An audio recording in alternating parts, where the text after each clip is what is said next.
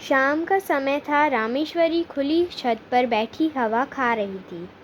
उसके पास ही देवरानी भी बैठी थी। दोनों बच्चे छत पर दौड़कर खेल रहे थे। रामेश्वरी उनके खेलों को देख रही थी। इस समय रामेश्वरी को उन बच्चों का हल्का खेलना कूदना बड़ा भला मालूम हो रहा था।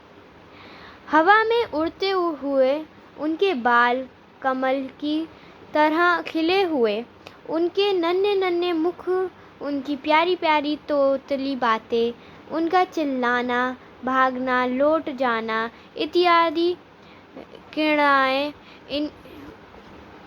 उनके हृदय को छितल कर रही थी।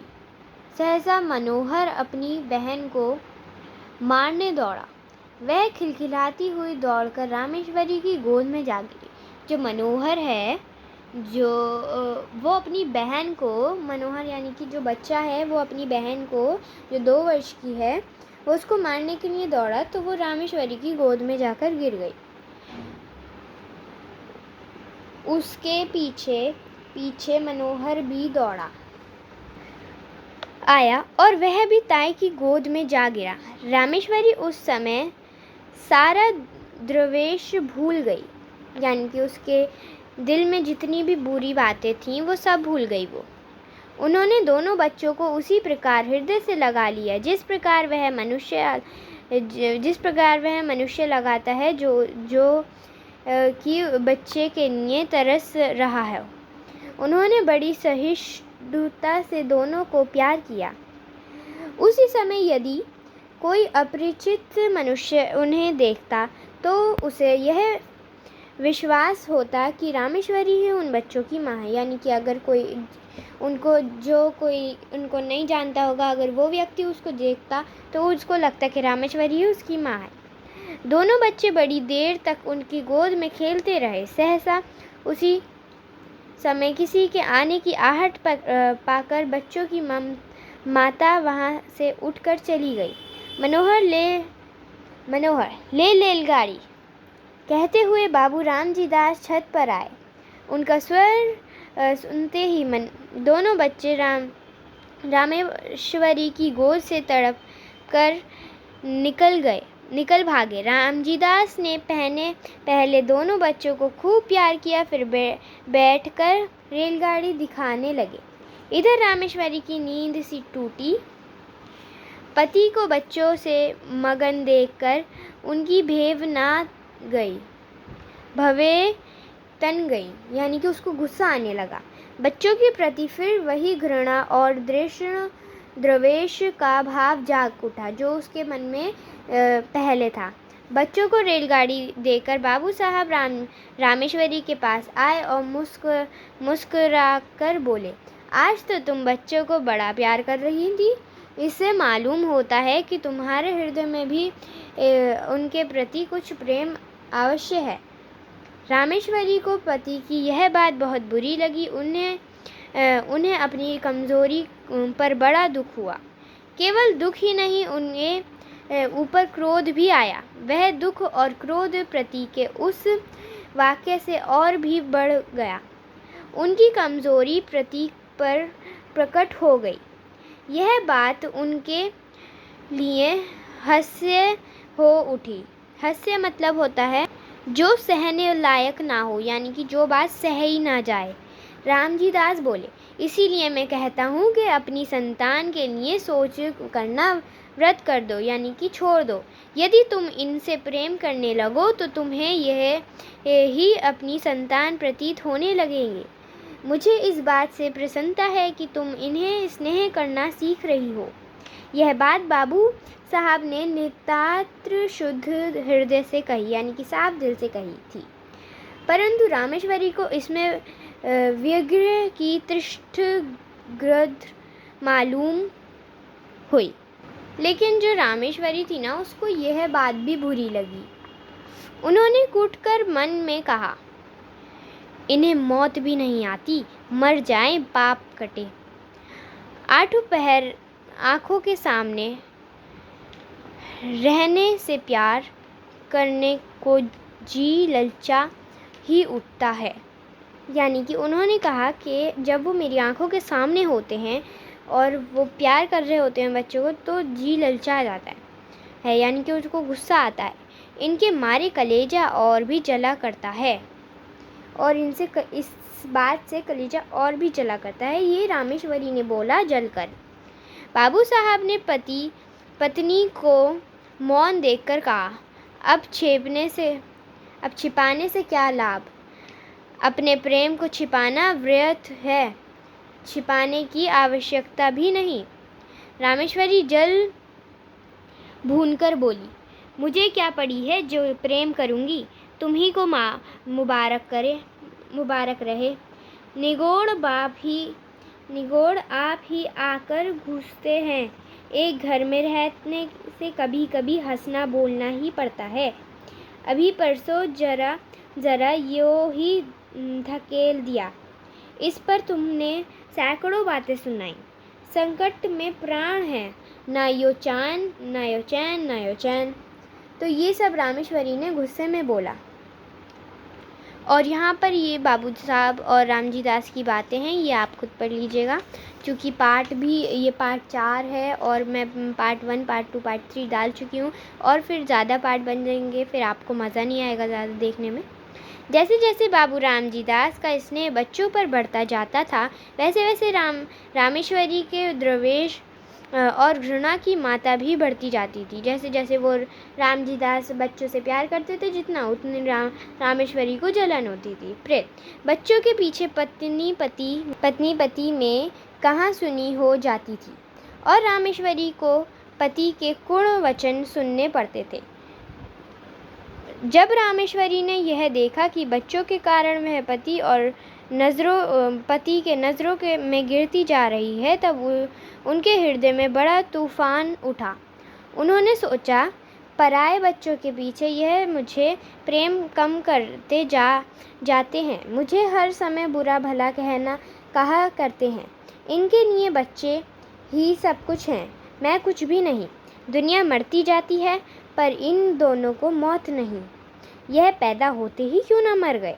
ना होते ना मुझे ये दिन देखने पड़ते। जिस दिन ये मरेंगे, उस दिन घी के चिराग जलाऊंगी। इन्होंने ही मेरा सत्यानाश कर रखा है।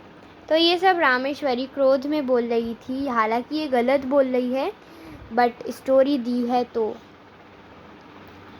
इसी प्रकार कुछ दिन व्यतीत हुए। एक दिन नियम अनुसार रामेश्वरी छत पर अकेली बैठी हुई थी। उनके हृदय में अनेक प्रकार के विचार आ रहे थे। विचार और कुछ नहीं, वहीं अपनी निज की संतान का अभाव, पति का भाई के संतान के प्रति अनुराग यानी कि प्यार। कुछ देर बाद उनके विचार स्वयं उन्होंने कष्टदायक प्रतीत होने लगे। तब से वह अपना ध्यान दूसरी ओर लगाने के लिए उठकर टहलने लगी। वह टहल रही थी कि मनोहर दौड़ता हुआ आया। मनोहर को देखकर उनकी बुकटी चढ़ गई और वह छत की चार दीवार पर हाथ रखकर खड़ी हो गई। तो इस स्टोरी में ये हुआ है, इस पार्ट में ये हुआ है कि जो मनोहर है वो छत पर था, उसको पतंग चाहिए होती है। जब वो आसमान में देखता है कि पतंग उड़ रही है, तो फिर वो जो है अपनी रामेश्वरी ताई से कहता है कि पतंग दिला दो, तो फिर वो उसको झटका के मना कर देती है। फिर वो कहता है कि मैं उनसे अपने जो वो है ना रामेश्वरी के पति रामजी दास जी, उनसे जाकर वो बोलता है कि मुझे ताई पतंग नहीं दिला रही है, आप मुझे पतंग दिलाइए। लेकिन उससे पहले वो जो है रामेश्वरी वो जो है बहुत देर तक इंतज़ार करते हैं कि काश आसमान में से कोई पतंग आकर नीचे मैदान में गिर जाए। इधर यही हुआ है, आपको ये पूरी स्टोरी इस वाले पेज की रीड करनी होगी। इधर रामेश्वरी ने सोचा, यह सब ताऊ जी के दुलार व फल है कि बालिशियत भर का लड़का मुझे धमकाता है। ईश्वर करे इस दुलार का बिजली टूटे, इस दुलार पर बिजली टूटे। तो वो कहती है कि बालिशत यानी कि इतना छोटा सा बच्चा मुझे धमका रहा है, और फिर वो प्रे करती है ईश्वर से कि इसके ऊपर बिजली टूटे। उसी समय आकाश में से एक पतंग जो है ना, वो उनकी छत पर आके गिरती है। तब जो रामेश्वरी है वो उसको देख रही होती है, तो कटकर उसकी छत की ओर आई और रामेश्वरी के ऊपर से होती हुई छज्जे की ओर गई। छत के चारों ओर चार दीवारी थी। जहाँ रामेश्वरी खड़ी हुई थी, केवल वहाँ पर एक द्वार था जिससे छज्जे पर आ जा सकते थे। रामेश्वरी इस द्वार से सटी हुई खड़ी थी। मनोहर ने पतंग को छज्जे पर जाते देखा। पतंग पकड़ने के लिए वह दौड़कर छज्जे की ओर चला। रामेश्वरी खड़ी देखती रही। मनोहर उनके पास होकर छज्जे पर चला गया और उनसे 2 फुट की दूरी पर खड़ा होकर पतंग को देखने लगा। पतंग छज्जे पर से होती हुई नीचे घर के आंगन में जा गिरी।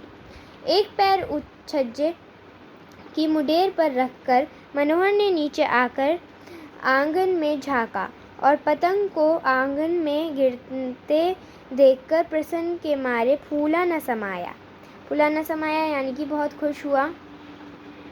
वह नीचे जाने के लिए शीघ्रता से घूमा, परंतु घूमते समय मुडेर पर से उसका पैर फिसल गया। वह नीचे की ओर चला। नीचे जाते जाते उसके दोनों हाथों में मुडेर आ गई। वह उसे पकड़कर लटक गया और रामेश्वरी की ओर देखकर चिल्लाया, ताई! रामेश्वरी ने धड़कते हुए कलेजे से घटना को देखा।